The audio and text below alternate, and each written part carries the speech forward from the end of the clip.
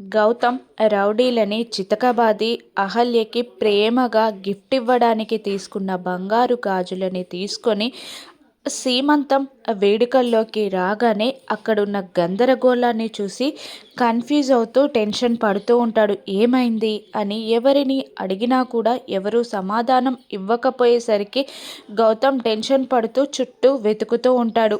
అక్కడ గౌతమ్కి అహల్య కనిపించదు. అందరి ముఖాల్లో కోపం, బాధ అన్నీ కనిపించడంతో అహల్య ఎక్కడుందా అని టెన్షన్ పడుతూ "అ, గౌతమ్, అహల్య, అహల్య" అని గట్టిగా అరుస్తూ ఉంటాడు. కానీ అక్కడెక్కడ అహల్య కనబడదు. అహల్య కనిపించకపోయేసరికి నాన్న, అహల్య ఎక్కడ, అమ్మ, అహల్య ఎక్కడ అని అడిగినా కూడా ఎవరు సమాధానం చెప్పకపోయేసరికి అహల్య అని గట్టిగా అరుస్తాడు. దాంతో బుజ్జిగాడు ముందుకు వచ్చి మామయ్య, అత్త లేదు, అత్త ఇక నుండి వెళ్ళిపోయింది అని జరిగింది చెప్పడం స్టార్ట్ చేస్తాడు బుజ్జిగాడు.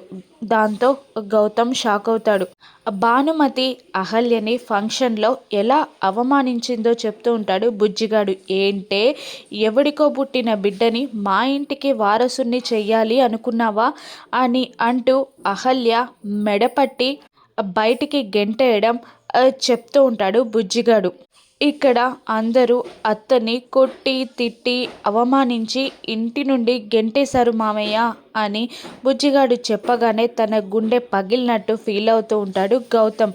అవంతిక అహల్య దగ్గరున్న నగలన్నీ లాక్కొని అహల్యని మెడపట్టి బయటికి గెంటేయడం కూడా చెప్పేస్తాడు బుజ్జిగాడు. యామిని అతిథి అక్కడే ఉండి అదంతా చూస్తూ ఉంటారు. అహల్యని గెంటేయడం చూసిన అతిథి సంతోషపడుతూ ఉంటుంది. అది చాలక యామిని ఒక బస్ డ్రైవర్కి ఫోన్ చేసి దాన్ని గుద్ది చంపేయాలి అని చెప్తూ ఉంటుంది యామిని. అహల్య ఏడుస్తూ రోడ్పై నడుస్తూ ఉంటుంది. గౌతమ్ తన బండి పైన అహల్యని వెతుక్కుంటూ వస్తూ ఉంటాడు. ఏడుస్తున్న అహల్యకి ఎదురుగా వస్తున్న బస్ కనిపించదు. గౌతమ్ కూడా అహల్య కోసం వెతుకుతూ వస్తూ ఉంటాడు. అహల్యని ప్రమాదం నుండి కాపాడి ఇంటికి తీసుకెళ్ళడా గౌతమ్.